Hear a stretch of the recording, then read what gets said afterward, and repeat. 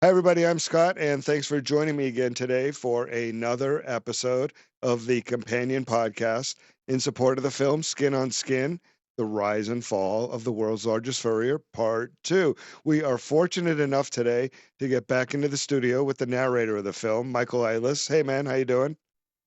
Hey, man, good to see you again. Great to see you. So today we don't really want to talk about the film with you because I came up with something much more exciting based on your past that we know about. But before we do that, just give us a little. What did you think of the second part of the film and working on it and all that fun stuff? Amazing. Again, I keep going back to this, but like every time I do a read and every time I read everything as a whole, there's so much more to the story that I thought I knew. But as it continues and as it unravels, it's a lot deeper than I ever imagined. So the having the opportunity not only to narrate this for you, which indeed is a pleasure, and something I would do for you any day, every single day of the year, Scott Hunter. But it's also a real education for me because it gives me a glimpse as to what really happened. And it gives me a glimpse as to what happened to you. Maybe when we were a little bit out of touch, maybe when we didn't see each other as much as I would have liked to. It's important to realize what you went through too. And I'm sort of learning and I'm sort of not necessarily sympathetic, but cognizant of it. That's interesting you bring that up because there are other people, the list of people involved in the film tops 30 now, and there are other people with similar type of stories, like you just said, of who lost touch and whatnot, and all the different things that reconnected them. So those are great stories. Because sometimes the memory is an interesting thing, right? Sometimes things, you remember the good times a little bit more so than the bad times, but I think it's important to know all the times to get the full picture, the whole story, if you will. I don't know how this came to you, but it did. All right. When I was at Elon Furs Uh-huh. on Michigan Avenue after Burger, Aretha Franklin called and wanted a sable coat. So we went up there to Detroit to fit her for the coat. And as it turns out, we had to put two coats together for her. So this was in her big period. So it's cheaper to get another coat than buy the skins. Right. Yeah, so the coat that when she was at Kennedy Center, that was the coat, a golden sable coat. Wow. Okay. And she never took it off, indoors even. She never. She must have been sweating like a pig. I got to tell you, but it was like, wow. Todd was doing one of his birthday Todd stocks down in the New Orleans area. And Gene and I started speaking about doing some kind of a give back to the community. It was about 5 years after Katrina. And so obviously we wanted to do something musically related. And Gene, being a long-standing professional in the nonprofit sector, I was working in film and television advertising at the time.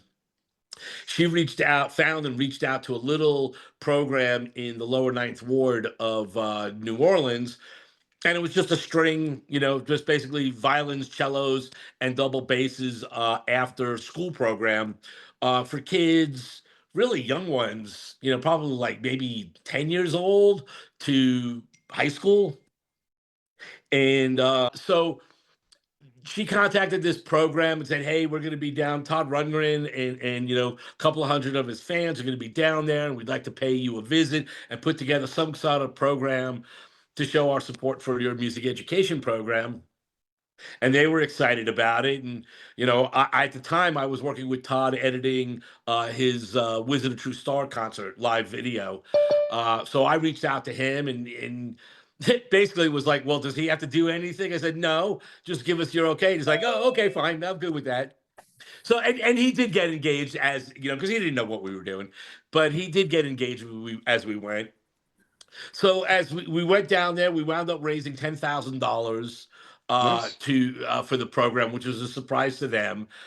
And and what was a surprise for Todd and all the fans, other than Gene and I, was that their music director did a string arrangement of Bang the Drum All Day. And again, this is violins, cellos, and double basses, no drums whatsoever, no percussion whatsoever. And it's funny. So we were documenting everything, and the kids start playing, and you just see Todd's face, and he has no idea what's going on while they're starting the song, and then it gets to the chorus, and Todd and everybody in the room realizes what they're playing, and just everybody erupts in joy. And it was just so much fun and stuff like that. And Todd presented the big check that was a surprise for the executive director of the program down there. And it was just a really good time. And then later that day, or excuse me, that evening, all of us, like 200 people, took over a restaurant in the lower Ninth Ward. And Todd made a comment about, oh, how this felt really good, and maybe we should formalize something and do something. And Gene and I looked at each other from across the table with, like, oh, okay, all right. And we put our heads together over the coming weeks and came up with well, first, even while we were doing that, I was meeting with Todd back in LA about A Wizard True Star. So I said, Todd, were you serious about that, with that comment about trying to formalize some sort of charitable thing supporting music education? And, we didn't know what it was going to be. And he had his hesitation, a little bit. He had never been involved with anything like that, with his name on it. He wasn't sure what he would be comfortable with it doing. But he said, he was open to, hearing ideas. So something along those lines. So several months later, Gene and I are working on this proposal. What's happening, Scott Hunter? We're back and better than ever for another episode of the companion podcast in support of the film Skin on Skin, The Rise and Fall of the World's Largest Furrier, Part 2. I got to tell you, man, the more I narrate, the more I learn, the more I realize, wow, what a freaking roller coaster this was. Unbelievable. What'd you think? What do you think is going to happen going forward now when we start reflecting? I think that, honestly, I think a lot will become clearer, not only to the viewer, not only to the watcher, not only to the listener, but to those involved. I think it sort of not necessarily clarifies, but maybe defines and help everybody to see the whole, right? The picture as a whole, because it's so easy to be involved, right, as it's happening. But sometimes the picture becomes a little more clear when you're looking at it from a whole, as opposed to living it every single day. Yeah, and after that next segment, you'll have the whole picture, so that'll be something to behold. I couldn't wait. And again, I said this the first time we did this, man. It's just shocking to me that I've known you my whole life, and I only know, a part of, or what I thought was the whole story. But there's so much more to it, and not unlike Paul Harvey, I can't wait for the rest of the story. All right, well, here's what I want to talk about today. Well, you know what? Let me take a second. Let me show everybody a clip from the film and your work, and then we'll come back and talk about that in a second. David. Oh, David. The man with many sides to him was about to discover an essential skill he was lacking. That of wartime leader, especially when the first rough patch in Evan Furr's history hit right about the time David was looking to back away from the grind. It had been over 20 years since he took over from his father, A.L., and he was faced with a crisis. And a choice between bad and worse. David would be forced to choose to stay and work to save a ship beginning to list to one side, or to go off into the retirement he so sought and enjoy the success and wealth he had built. But money doesn't care who has it, and David sought the ultimate compromise, one that was destined to failure. Having it both ways, it just wasn't going to work.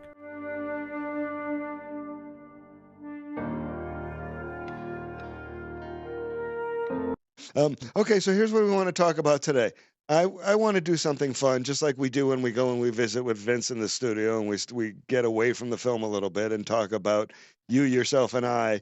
And so you have a fascinating music industry background, and since music is such a big part of this film, tell us a little bit about your experience in the music industry, and then I want to ask you to rack your brain and give us a couple of good stories, since everything that's great about these films and these podcasts are the stories that people tell. Yeah, no, it's great. I never really stopped narrating, never really stopped doing radio, but the intent was always for me to be the next Dick Clark. And when I was graduating college, I had the opportunity to either A, be an overnight DJ at WTOS in Vermont, which stood for Top of Sugarloaf. So theoretically, I would have been broadcasting to trees and farm animals, or take a full-time position at Polygram, which is where I was sort of working part-time to supplement my income in college. And I thought the mature thing to do, the proper grown-up thing to do was like, well, the record companies aren't ever going away. DJs will probably go away, but the record companies aren't going away. I'm going to go with that. Of course, cut to 25 years, actually 35 years later, and just the opposite is true. So I have sort of come full circle, but I left radio to pursue a career in the record industry. I was at Mercury Records for many, many years, like 20 years. And let me interrupt you a second. This is all before digital music, even before the conversion to compact discs, right? This was a time, well, it was the CD it was the CD and Slippery When Wet from Bon Jovi that gave me the opportunity to go from part-time mail boy to full-time mail boy in the Boston branch. Tell us that story while you're at it. Well, listen, I was one of those guys, and it's a very different generation now from the people that work for me. But at that time in my life, I didn't care what I had to do to make it, to get farther than anybody else, or at least farther than my peers in the record industry. So yeah, would I get coffee a few times a day from my mentors? Absolutely. Did I paint their house in summertime? Absolutely. Did I wash their cars when they asked me to? Definitely. Did I shovel their freaking walkway when they asked me to? I did. And it worked because I So the scene in Caddyshack is real. How'd you like to mow my lawn? That's exactly right. Exactly right. Or what was the movie Coming to America? They were like, hey, I want you to come over tonight and on cars, right? Funny. But yeah, no, I didn't mind. And it's funny. And this is just a total off sidebar, but you see these kids today and they think they deserve something more. They think that they should be making $500,000 right now, today, doing their thing. And it's like, dude, you gotta pay your dues. I am happy to tell you that I paid my dues. So I did that. I graduated and moved to Minneapolis and became a local promotion man. My job was to get records played on the radio. I did it locally in Seattle too. And then I became a national rock guy in LA. And then I became a vice president of alternative radio promotion in New York City. But I will tell you, the most fun I had, absolutely without a doubt, was when I was doing the rock stuff. I always found the modern rock guys a little too serious, not that fun, shoegazing, whatever it was very serious. But no, when I was working with Bon Jovi and Def Leppard and the Scorpions and Cinderella, it was fun. We were there for the party and we were there to get the work done. We got the work done, but then we threw down. I'm happy to share some Scorpion stories because there was Yeah, nothing. well, I want them, but first I want to. So, what's the state of the music and what year are we, and what's the state of the music industry at this point? And is there anything to worry about? Is there any concern on the horizon yet about digital and Napster or any of that? Yeah, well, it's almost over. I mean, at the time when I was doing it, which was, I started in the mailroom in 85, and by the time I was a national guy, it was like 91 maybe. And, that was a time where you put a record on the radio, people would request it. I called my sales guy and said, you gotta load up the record store, man, because this record's gonna sell. And kids would go to the store and they would buy the record and they would buy concert tickets. And it was a beautiful win-win situation for everybody. You had a formula you could count on, right? 100%. Now, and it's very interesting too, because the anecdote that I sort of came up with, it used to be you would tour to sell albums, right? Now you put out an album to sell concert tickets. That's the dichotomy right there. the Wild West moment in audio, and I was trying to look up the timeline the other night. Figured, okay, when did that streaming royalty rate negotiation happen between, I believe it was, what was it, Yahoo and Yahoo and Universal. Over Audible, where they ended up setting what do they call it? The CARP negotiation, which ended up setting the Right. streaming royalty rate at 7/100ths of a cent. Not 7 cents, 7/100ths of a cent, and here we are today. And that's how you killed music, folks. That's how you made Absolutely. streaming into a giant wasteland. It's a vast desert unless you're Taylor Swift. We were in this sort of second generation of peer-to-peer file sharing. It was programs like LimeWire that were really leading the charge, and the marketplace for media was very, how would we say, chaotic. Nobody had figured out how to monetize peer-to-peer in any respect. And there were no legitimate marketplaces for content where you could just go and pay $1 and download the song you wanted, right? So our idea was, let's set up a giant server farm full of good media that people want and are looking for, or whatever our clients wish to push on the people, and make it super, super, super available in these. Basically what the system is today.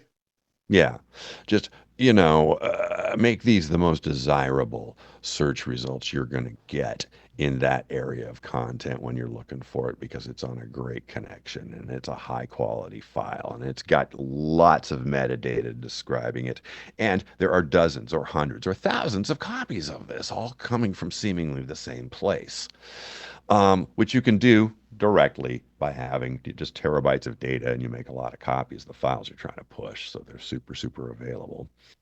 And heads are on fire in the music industry. They don't know what the fuck to do.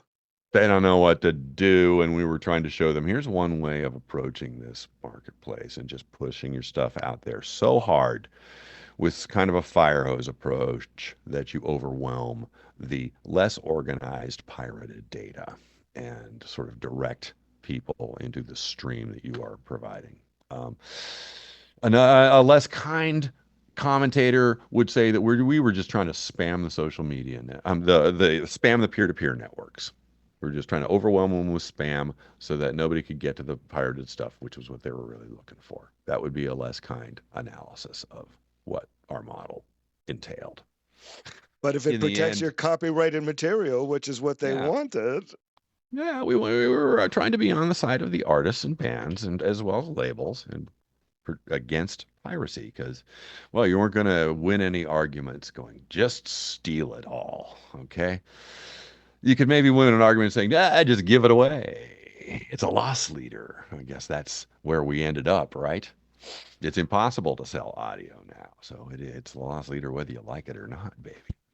But so okay, so we get it to the point where we're ready to start showing it and demoing it and everything, and this is where this conversation you and I are having originated from. Michael Idlis and I, while we were talking, he's the narrator of the films, and while we were talking about the music industry from which he originally came, he was in PR and radio PR for 20 years, and he recounted, he said, and then there was that thing that you guys were trying to do, and that meeting that I helped set up, which is the fateful meeting at Universal Music, where, and I'll let you retell it after I tell my little thing, where the guy said to us, not only do we not want to do this, but we want to take that irrevocable license that's out there in the form of a CD and make it revocable. So they were thinking about as ass backwards from what the times were demanding as possible.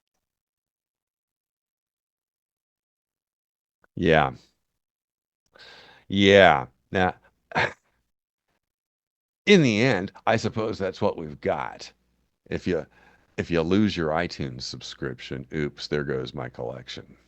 Cool. Okay, so now let's go back to some stories. So start with Scorpions, since you said you were working with Scorpions. Man, they were tiring, I'll tell you that. A great band, by the way, yeah. Great band and fun to work with, did everything. If I said, "You gotta be at this radio station at 7 AM," Klaus was there. He was there, he would do whatever they had to do. We would have literally like 100 people backstage, and those were just the radio station winners, but they had this system. I'm gonna share the Scorpion system for deciding who got to be with them at the end of the night, if you know what I'm saying. We called it farming. So after the opening act and before they came on, I was given 100 backstage passes to find the most beautiful women, the most beautiful 100 people that were women in the venue, wherever it may be. I mean, this is almost famous come to life, although I guess it's famous come to life. Yes. So, okay, so we would do that. They would all congregate backstage. And then the Scorpions, each of them would probably pick 5. And they'd be like, "I like this one, this one, this is this. Cool." So I would say, "Okay, hey, we're going to go back to the hotel. We're having a little party in the bar. Meet us in the bar at whatever hotel it was." And so then it was like, so that was another, so we had cut it down to maybe from 100 to 40. And then we'd all go, this is so funny. Then we'd all go back to the bar and the band would pick out 2. And then it was my responsibility to say, "Okay, I have a suite upstairs. You're invited for a little private party." So we'd go upstairs and I'd have the suite and it would be catered with booze and even food. Nobody really ever ate the food, but the booze was there too. And whatever other recreational opportunities lay before us, we would take. And so they'd go all that, and of course Scorpions come in, and then so there was 2 for each Scorpion at that point. And they would either pick 1 and leave or take both and leave. And I was left with whoever was left. Farming. Those are times. Yeah, that's farm. That is what farming is. Okay, who else did you work with? The fun stuff, it was Bon Jovi. I think the most fun I ever had, only because Kiss Alive was the first album I cut lawns and shoveled driveways for to afford to go out and buy and go down to Ladd's Music in Cranston, Rhode Island and buy Kiss Alive, man. I couldn't wait. And so to have the opportunity to work with Kiss as closely as I did, albeit the non-makeup years, was really a pleasure. Like I would, especially when I moved to LA, because I feel like, Jesus Christ, what am I doing in Gene Simmons' house? This is insane. He'd be like, "Come over, we'll all meet at my house." And we'll go to the interview from there. And I'd be like, and it just, I never felt like I deserved that. You know what I mean? I never felt like, "Oh yeah, I'm supposed to be here." I was like, these are my childhood freaking heroes, man. I loved Kiss when I was 10 years old. It was the first concert I ever went to, and to be hanging out with Paul and Gene in their houses was insane. But again, they did whatever they had to do to get the job done. And I remember one time in particular in Minneapolis, we had a long day. They got in, I think it was Gene and Eric, and they were doing a promotional tour for that hit that they had called Forever. This was probably 1990. And they got in really late, and I said, "Gene, we got to be on the air in Minneapolis." Well, they flew into Minneapolis. "We got to be on the air in the morning show at 6:30. He's like, "All right, I'll be there." I got to the lobby at 5:45. I said, "Meet me in the lobby at 6." So I got there at 5:45. Gene was downstairs waiting for me. And that's how it was every single time. They were the proest of the pros, man, and they did what they had to do. And they were good guys. I mean, were there egos? Absolutely. Did Paul need to be the biggest star in the room every single time? Yes. Did Gene have to have every woman at his disposal every single time? Yes. But it was still a pleasure, man. I mean, they did what they had to do, and we got the work done, and they always sold 1 million records, man. With or without play, they sold 1 million records. It's it's just another one of those tales of, the public only sees the iceberg above the water, but all the work is what lays beneath that you don't see. Right. I tell you my story, and then you tell a story, then we'll wrap Yeah. up for today, because like I said, Sure. I'm sure we'll have to do this again. Think about, while you were doing this, your largest stumble or your largest humiliating moment, or, it's just the biggest fuck up that you had doing the thing. Here's mine, okay? Rock Love magazine. After Nirvana, Rock Love started the year after Nirvana, after Kurt Cobain died. Yeah.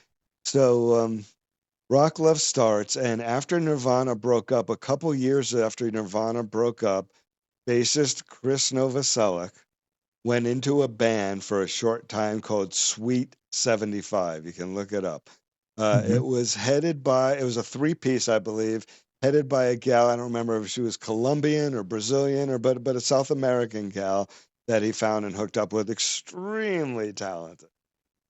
And they were fortunately playing in San Francisco at the bottom of the hill, which was like amongst the smallest of the clubs on the circuit. I think the place held 250 people at the most. So to be able to, and again, I'm with Rock Love, so I go and get tickets and a photo pass and a press pass and everything. So to be able to go and cover this band doing, Krist Novaselic from Nirvana in a tiny little club, at the bottom of the hill in San Francisco, great, great opportunity, right?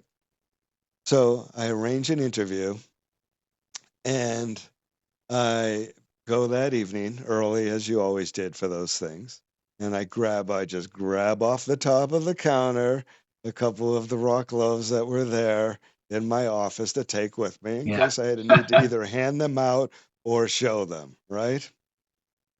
And I'm sitting there. God, this makes me cringe just talking about it. I'm sitting there interviewing this gal, and in the back of my mind, I'm hoping, please, Krist Novaselic, come out and hang out with us and everything. And after about 15 or 20 minutes, Krist Novaselic saunters over and has a seat with us and sits down, and we begin conversing for a couple of minutes. And eventually he says to me, tell me about your zine. And I start telling him, Rock Love, and I started, blah, blah, blah. I don't have to go through it all. I told you about it at the start of this call.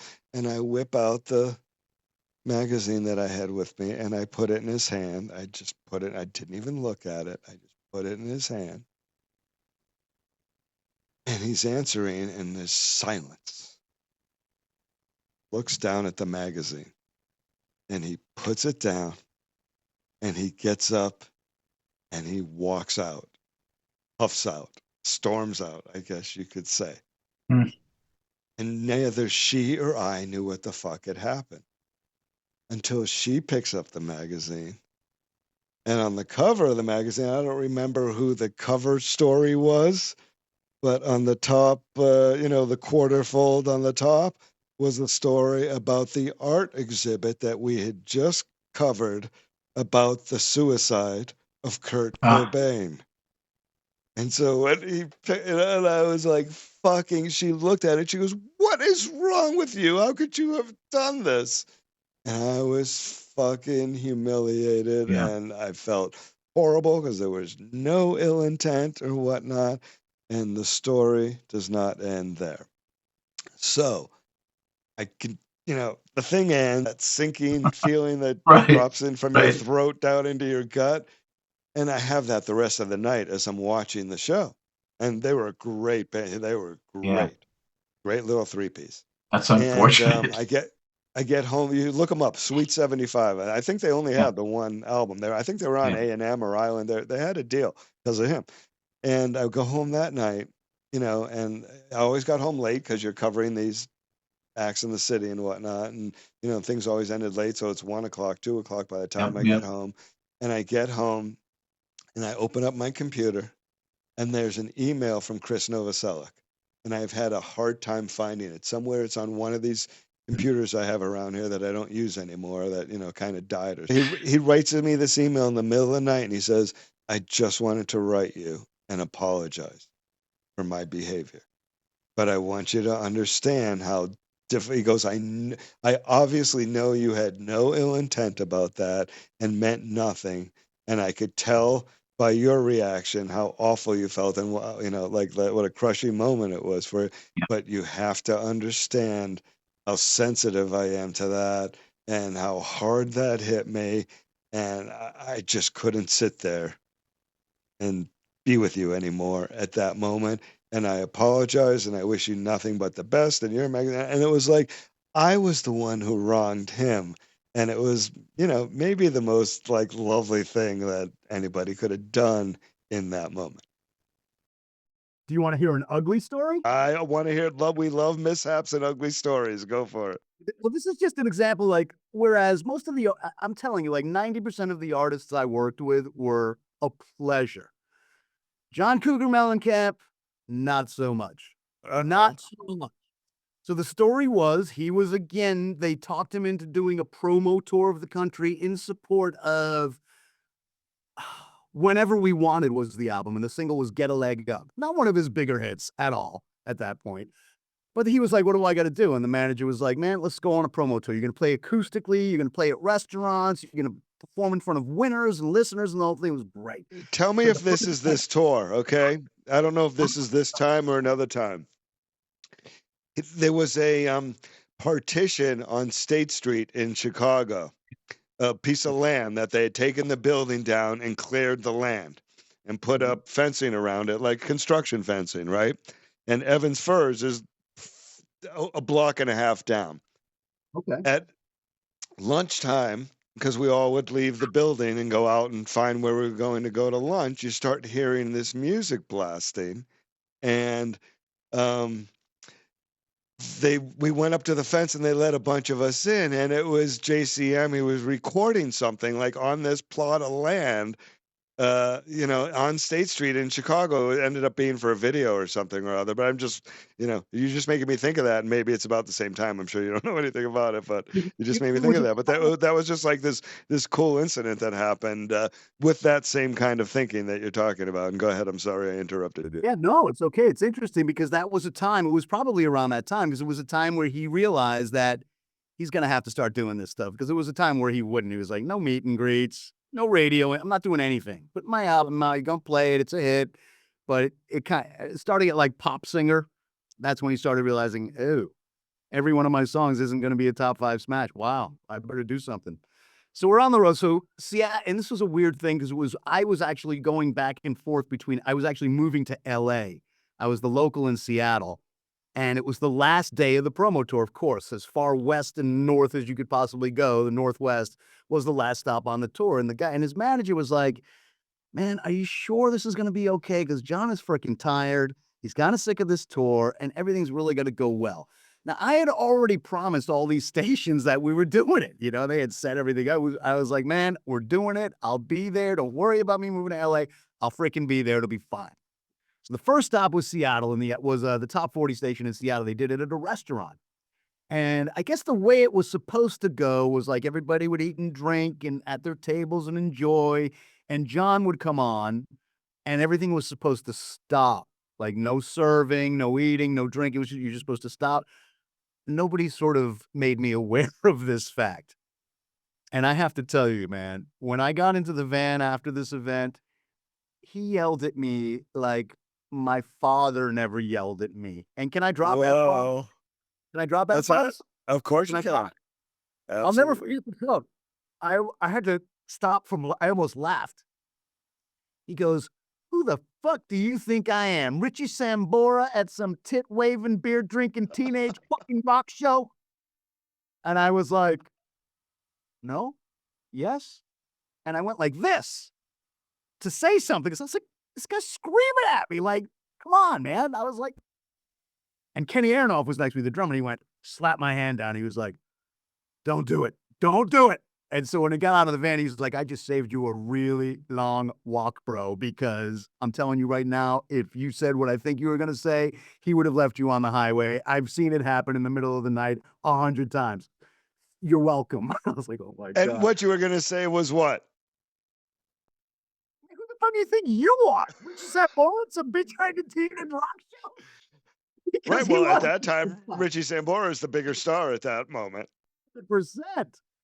So the next day, we had to be at the Rocks. I'll never forget it. KXRX Seattle 96.3. Now, this was 1991. So the whole dot thing was very forward thinking at the time, And we had to be there at 7. And he was on. And now you're like schwitzing and, like just shaking over that every little thing has to be perfect now. He hated me, man. He probably still hates me. It's okay. I can admit it. All my other artists love me. If I could say Paul and Gene love me, that's good enough for me. And I can deal with John Mellencamp hating my guts because he definitely did. He even said there was this like sort of promo guy named David Kragscow, who was really the worst promo guy on our team. And Mellencamp goes to me, "You're worse than David fucking Kragscow." I was like, "Oh shit, bad man, that's really bad." There couldn't be a worse insult. Like honestly, I was like, "Oh no, he's comparing me to David Kragscow." Anyway, No, but so it's carrying over from the night before. no, that was the same. That was the same day. He didn't. Oh, that was at night. Okay. Oh, he didn't talk to me the next day. It was over, man. We got into the elevator. I'm telling you, he looked like the American flag. His skin was pale white. His eyes were still blue, but very red. Like he did not look good. And he was just looking at me like, "No, morning, nothing."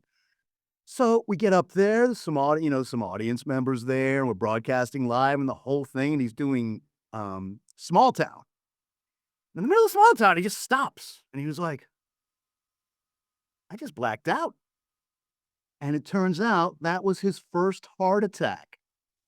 He had a heart attack on the air at KXRX in Seattle, and I was there, and I was like, "Karma's a fucking bitch, isn't it?" I didn't say that, but I thought it, you know? Obviously we had to cancel. We had 2 more stops that day. Had to cancel him because he was in surgery in Seattle, getting a stent or whatever.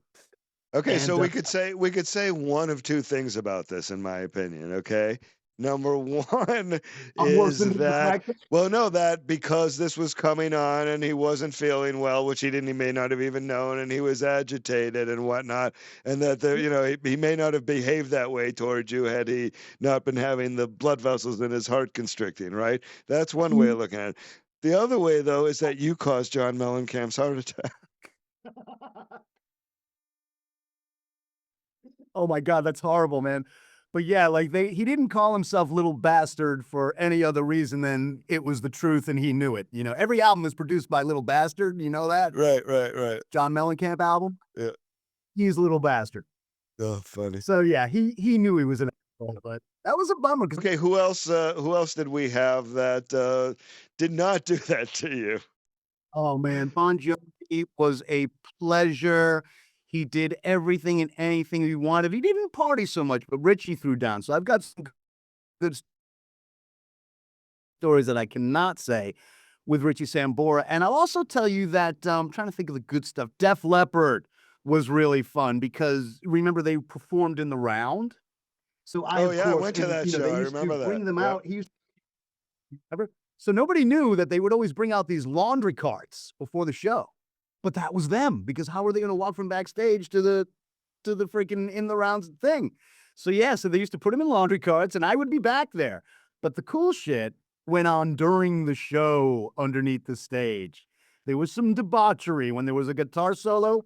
Joe Elliott was having fun. When Joe Elliott was talking to the audience, Rick Savage and everybody were having fun. There's some good underneath the stage stories from that too. Conversely, with Cinderella, he'd get off stage and the first thing he wanted was a nice meal. He wanted meat, potatoes, vegetables, and a big glass of milk. That's what Tom Kiefer did after every single Cinderella show. Oh my God, that's so funny. Yeah, it was so funny. I'm like, "What's that?" He's like, "Milk." I'm like, "What?" He's like, "Yeah, man." Well, that's what his mother would have had for him, probably. Exactly.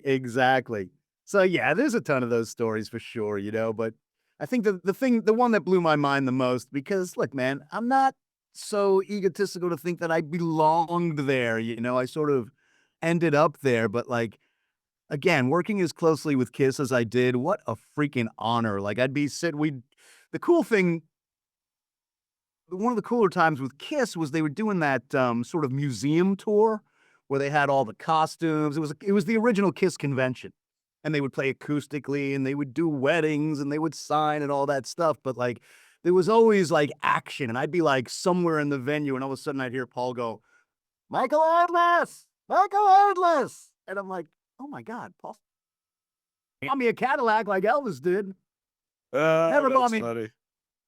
If it was Elvis, I would have gotten a couple cars, that's for sure.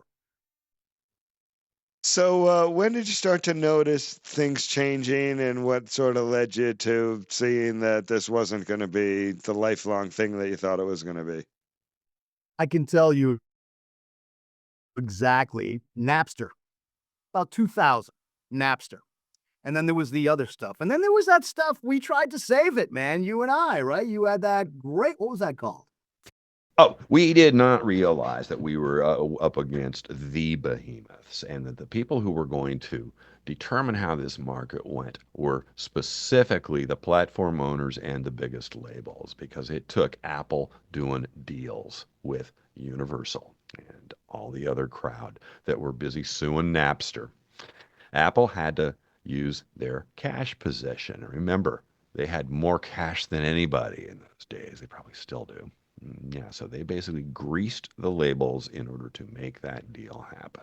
And it took that level of Apple style greasing to set up, to open an iTunes music store. There was no way we were ever going to do anything except, maybe if we got lucky, sell a feature to Apple or to Microsoft.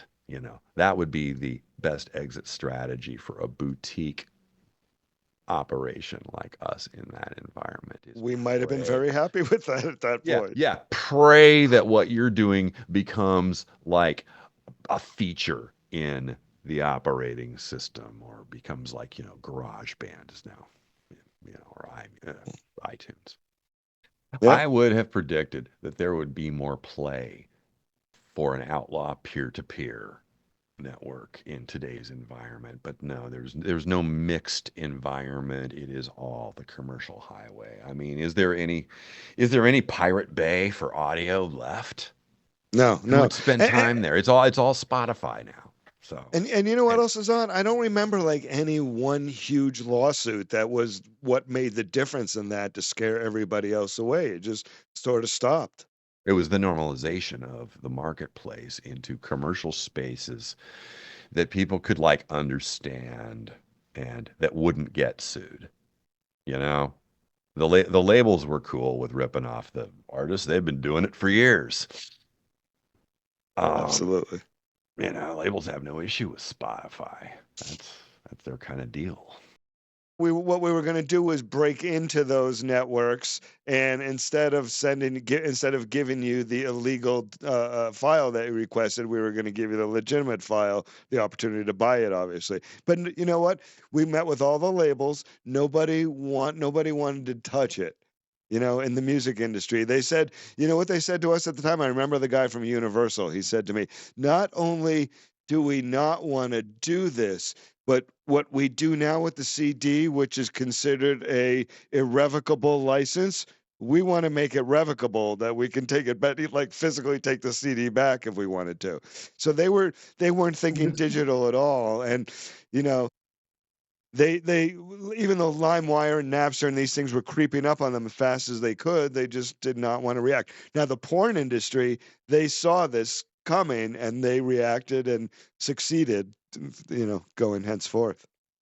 And I got to tell you, what you had was a brilliant idea. I was wildly supportive of it. The people I talked to, they just turned a blind eye, man. They were not ready to admit that this was the future. They couldn't come to terms with the fact that the next thing for them after the CD was digital, was an MP3, and it really pissed me off, because all they wanted to do was ignore the whole thing. And I know you went through that too, but that was a brilliant idea. But that's really when it all started. And then for me, it was 2004, maybe, when I know the story when I made the call, man. So I was consulting independent labels at that point. I did Everlast. I had some really big records, actually, on an independent type level. And I was working 4 records at this particular time, and I called this guy. I'm not going to mention his name, but I'll mention the station. It was Niners, Florida. And he was almost like a courtesy call, because how many records was he really going to sell for me? But, he had to get as much airplay as you could, so I did it. So I called him, and he's like, "Oh, my God, I'm so glad you called me, man. I'm putting all your records in this week." And we were lucky, at the time, I was up against 100 records every week, and the radio station probably had 4 spots for new music to go into, 4 ads. We went for ads, additions to people's playlists. So he goes, "Oh, man, I'm adding all your records this week." I was like, "You're giving me a quadruple?" He's like, well, yeah, but just on my specialty show that I'm running Saturday night at midnight. And I was like, all right, that's it. Goodbye. Yeah, I was relegated to specialty shows, and I was like, it's fucking over. Forget it, man. And that's about the time when I split. Wow. And it hasn't gotten any better. I mean, look, Yeah, I was gonna radio say, does not develop what do music. people say that you're in touch with, that you're still in touch with? What do people say about the way it is today?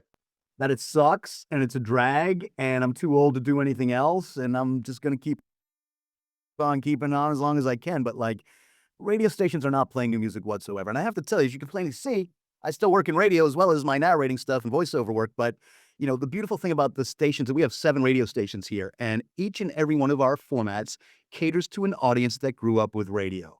We do not cater to people under 35 years old because we know that they've never listened to the radio ever in their life. But the 35 plus crowd, which by the way is still sellable because they have disposable income, like listening to classic hits or classic R&B or adult contemporary. There's a place Well, just for the it. idea of somebody else handling the control levers for them instead of them having to do it. Right. Well, yeah, that, but it's a bummer. I still believe in radio. I still love radio. It's my first love. It always will be. I still listen to the radio. I listened to the radio when I wasn't working here. You know, I love radio. But we are not so ignorant to not realize that we must cater to those who grew up with the genre. And that's 35 plus. And it works out well. But what does that mean? That means I probably have 10 years tops. About 10 years tops. And we'll see what happens after that, you know? Hey, you never know. It took a while, actually years, for Todd to really kind of figure out what he would like to have done and what he would like this to be. He did not want us to be just constantly fundraising and writing checks to other organizations. So, you know, that was gone. And you know, through Gene's leadership and experience in the nonprofit world, we kind of formed into an advocacy, a national advocacy foundation that, and this was Todd's idea, to try to pull resources together from either corporations or individuals or other nonprofits, whatever, to help support and build a network to help support each other and grow and make things better. And actually, when Todd made the official announcement at the NAMM convention, he dubbed us like the eHarmony of music education advocacy, and that's kind of has stuck. And we kind of do that, and it's formed into, you know, Gene and I's focusing on trying to get people, primarily Todd's fans, to focus on what they can do locally in their community. You know, we tried early on to, you know, coming from a, you know, national point of view, to contact, you know, some school somewhere in, you know, whatever state, you know, that wasn't ours, and it just didn't go over very well. We realized people coming in from out of state, just, you know, you got to have people there on the ground in their communities advocating for their kids. And I'll leave this up to Gene to kind of explain this next part, you know, what were we basing our advocacy upon? And she discovered some wonderful studies. Let me first address Northwestern University. And the reason why that work was so important is that we all know music is beautiful. We all know that it's fun. We all know everybody loves it. That's a given. But what we don't often know is that music education changes a child's brain. So the research that we discovered was actually proving through thousands and thousands of hours of research and many, many, many students that the gold standard of about 2 hours a week for 2 years of instrument-based music education will actually change a child's brain so that they will permanently be able to do certain things better than someone who doesn't have that training. And that includes things like working together. You have to have some predictive rhythms when you're playing with other players, the kind of motor memories that happen from instrument-based music education. So there are some very specific things that change for a lifetime. So 2 years of good, solid music education will level the playing field. So a child who has a lot of disadvantages in life will make up for many of those brain disadvantages that maybe were about nutrition or not a large vocabulary spoken in their home or anything like that. So they actually have the ability to level the playing field where a child has a much greater chance to succeed as an adult if they have 2 years of music education, which isn't asking much. And what we believe is that we know how good music is for a child, so we believe it's a moral imperative. Just like any other education or the basic necessities of life, we know it's so good. How can you deny one child music and not another child because of their zip code or because of their economic situation? So that research really became kind of our guiding light. And we know that music education affects the brain, the neurological development. We know that it affects a child's economic potential in life because they'll stay in school, they'll stay out of trouble, they have really good things to do in the out of school hours. It helps them to be socialized, helps them to work together, helps them to take criticism. And that's a tough one. It helps them to learn patience. So many students, when they start learning music, they see a world in which they see all these music videos where everybody knows how to play. And then they start with an instrument and they're not very good. And it's very easy for them to feel discouraged. So a nurturing music education environment will teach them that if you work hard, you will get better. If you practice, you will get better. You will be able to play some of these things. So that research is kind of the structure behind what our advocacy is about, because we say that these elements are so important for a child that we want to tell the world about it. It's not just that music is nice. We want to say that music is essential. And on that note, when we started the foundation, music education was struggling in schools and budget cuts were taking it away more and more from schools because many schools would prefer to put their resources into the athletic programs or put their resources into other programs. Music programs don't have to be expensive, but an orchestral music program with a lot of hands-on education can be costly.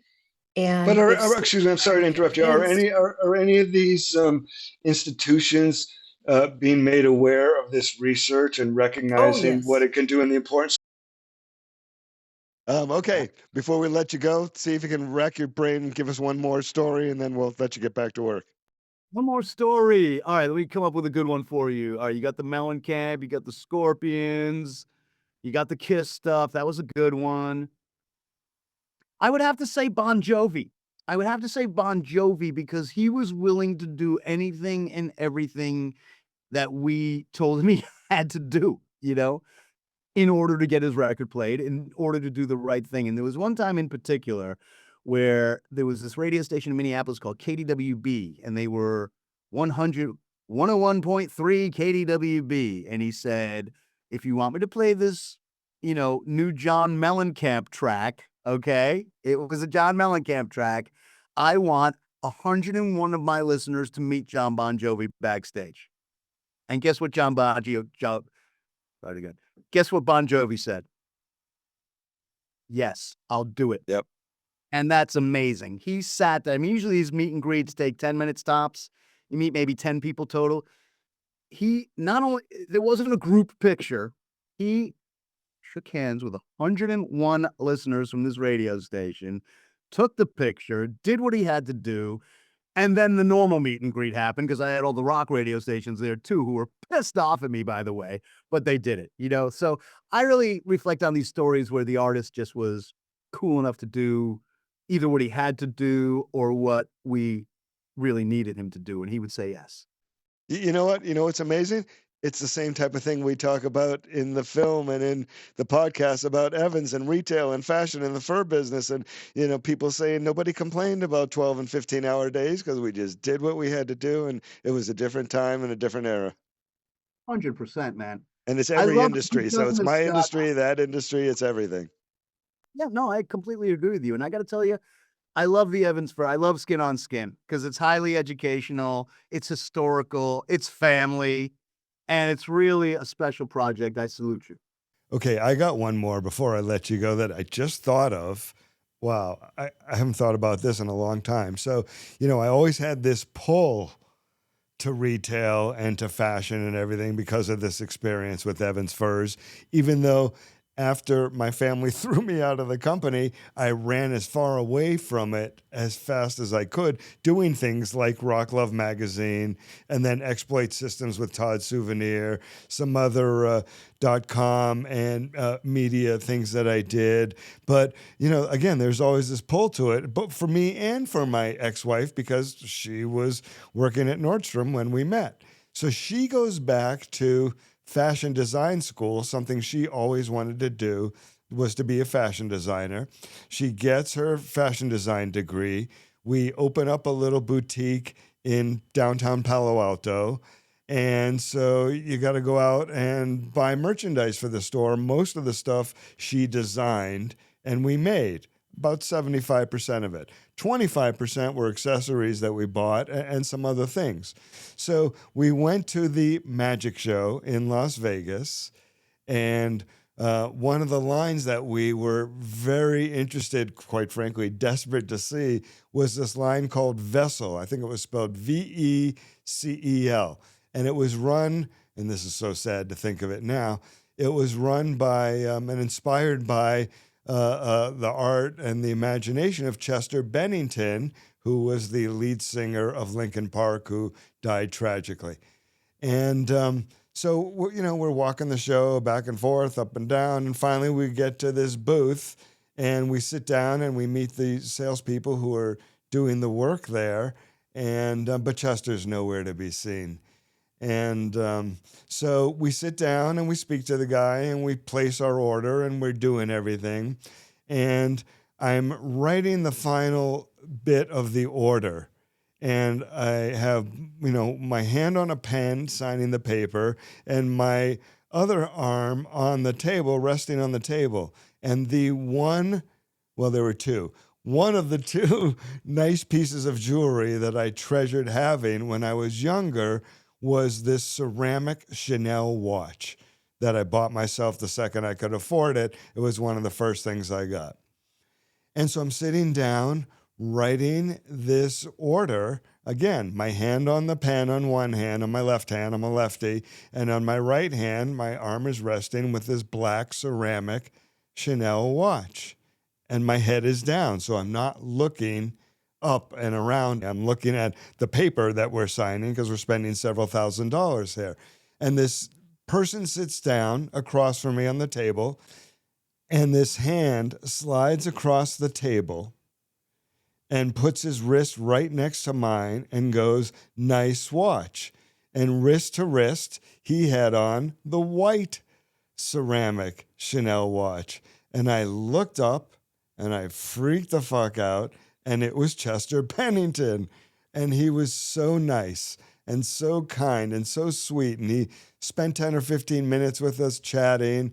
And he gave us these posters that we took home for the kids that he signed, that he had made from the line with this amazing industrial picture. The photography in it was incredible of him in that. And so, so I just thought of that just now.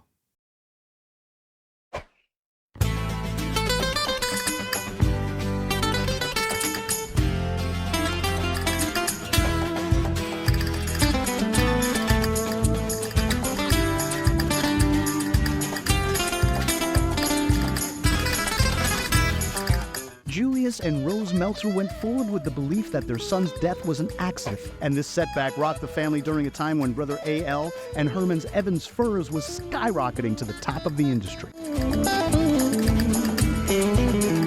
Those Meltzer kids obviously weren't taught how to cope or how to parent or relationship skills were really lacking, and that got passed down. All I know is that he had a photographic memory, he was brilliant, and the family loved him. Yeah, I think she loved the way I looked, so she was always, like I was her little doll. All of his grandchildren wrote reports on Nuremberg at some point in school. And someone would always have an assignment, interview some relative about something. Nonchalantly would toss a question out, and the beads of sweat were pouring off as he's trying to answer Uncle Bernie's question. A lot of people live in fear that, oh my God, is that going to happen to me? In the end, a lot of people got hurt. A lot of customers got hurt. It was just a bad thing.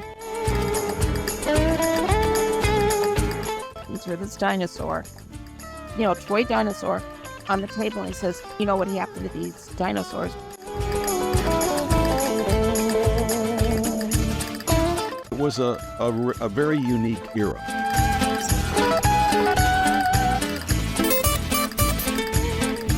Jeff and I got some calls, and people were just sobbing.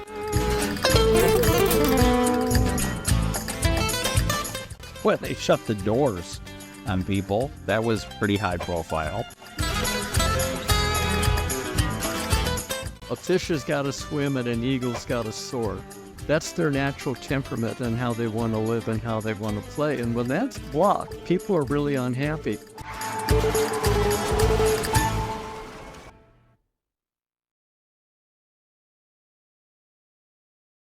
was a program that was one of the first that we were introduced to in Los Angeles called Harmony Project.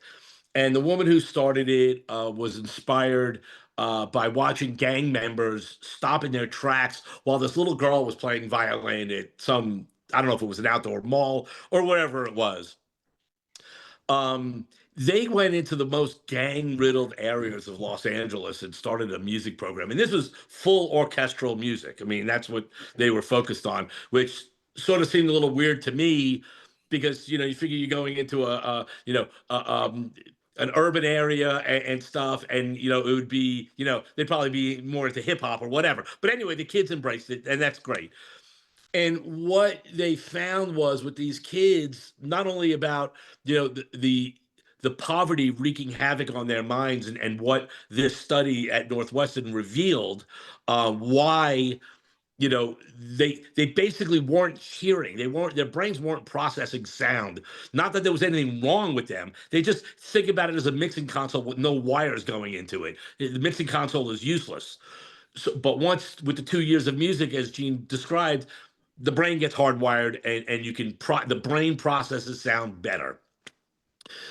So what they did was these kids who hated the word vacation because in their area, they're living in these gang-riddled areas that are dangerous. They can't go outside. They're stuck in their apartments, which are, no Disneyland either. But then they had this other place to go. And they had this music to go to. And they, and again, some of the things that Gene pointed to, they worked together. They had to learn to listen to each other. They started feeling good about themselves because, if you've picked up, anybody who's ever picked up an instrument to start playing, they know the frustration of it, or anything new, whatever new somebody is doing. There's always that beginning learning curve that's really, really frustrating. But once they get past that, they start realizing that, wow, I can do that. I just accomplished that. I feel good about me.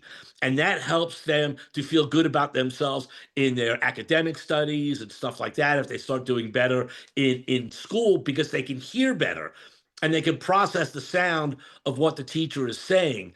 And one of our board members, I think his life personified it.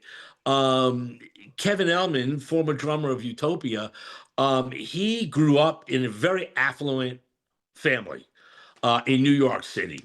But he was a troublemaker. He was in trouble all the time. I mean, really, really bad, like heading down the road of like prison world. And his parents, you know, luckily they had the resources to send him away to a school with locks on the doors, as he described it.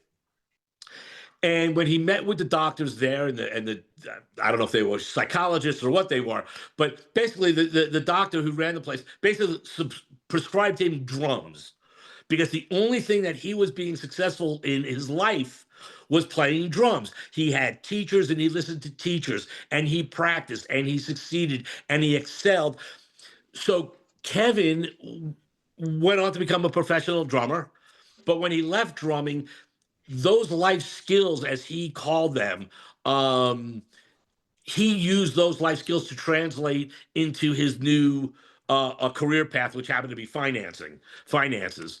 You know, you find a teacher, you do the work, you study hard, you practice, you know, you continue to learn and move on. And all of those skills that you learn as playing and being a musician or playing in a school band or whatever, you can apply to everything in your life and anything in your life, professionally or personally.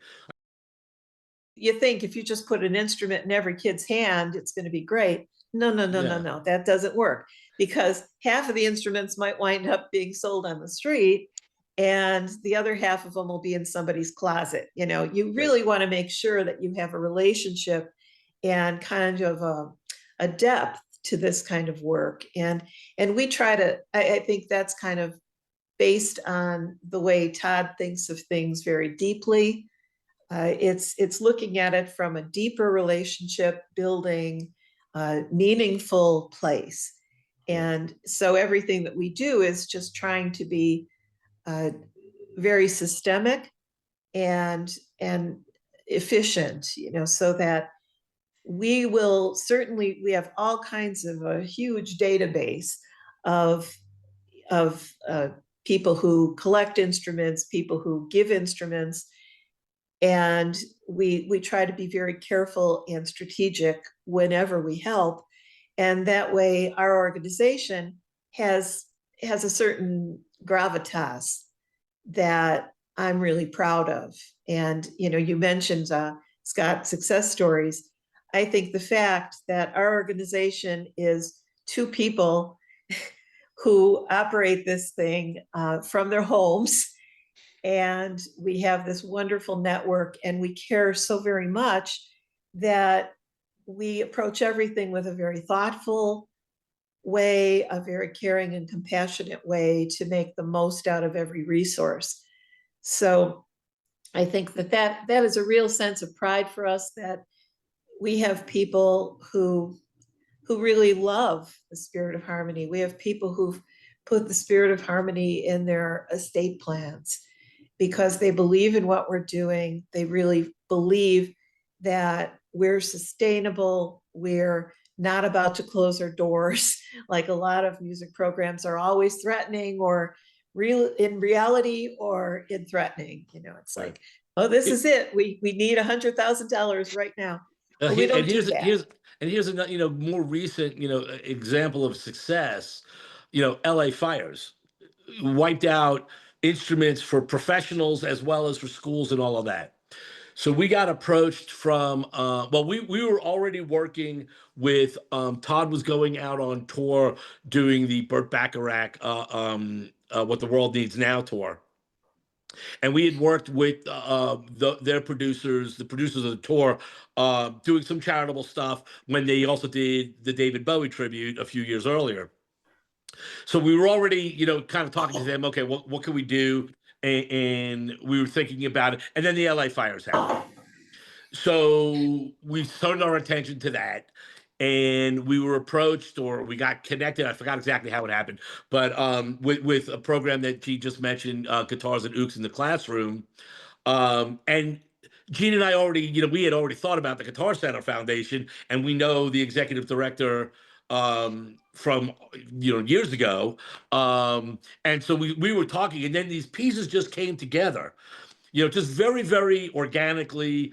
guitars and ukes in the classroom were the people on the ground who had a long-standing relationship with the local schools, and can interface with them about, okay, what needs to be done, to try to help reestablish the programs that they had.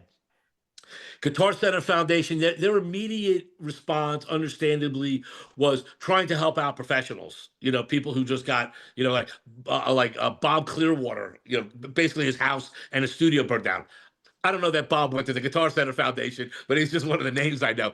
But so, and that's the Guitar Center.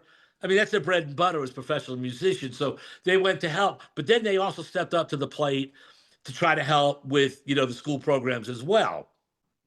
So the three of us, we kind of came in with, okay, the tour was about to kick off, and let's advocate and try to, raise some awareness and funding for, the need to get the music programs going again. Guitars and Ukes and Guitar Center Foundation, they approached Martin Guitars, who donated 2 gorgeous acoustic guitars and cases. And I brought them out to LA, and the whole band signed them. And we had the guitars auctioned off at the first couple of shows in Southern California. And Gene and I, the foundation funded information cards and banners that went out on the tour across the country. And we wound up raising, I don't know, $5,000, I think, and it's, doesn't seem like a giant amount, but it helps with other efforts that are going on as well. And we raise that awareness. So, that's a positive thing. And that's, kind of, one thing that Gene and I are proud of, like that we get to do. And again, it goes back to that eHarmony thing that I mentioned very early on, that Todd, I don't know where it came out of his head, but that was like literally back when we were just a couple of months old, and he was just on stage just talking, as he's known to do, and he just spurted out this, oh yeah, like the eHarmony of music education. And so there you go.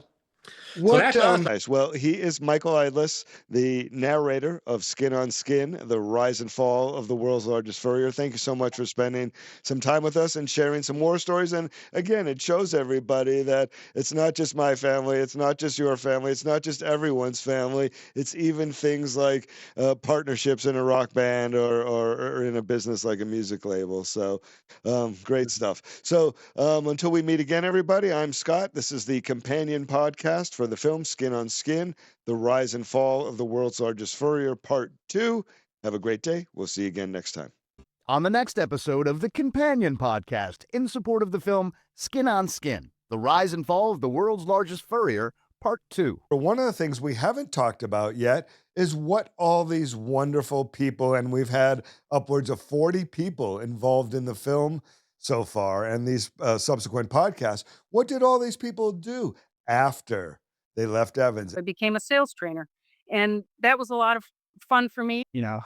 How rough it was, and how, you had thought about potentially like going to do something else and getting another job. And I remember pretty vividly, I was like, I don't know about that. It got good. I sold Evans for a while. Give us back your consulting agreement. We'll give you the store. I walk in there, and it was the same shit. And I'm like, Felix. On the next episode of the Companion Podcast, in support of the film Skin on Skin, The Rise and Fall of the World's Largest Furrier, Part 2.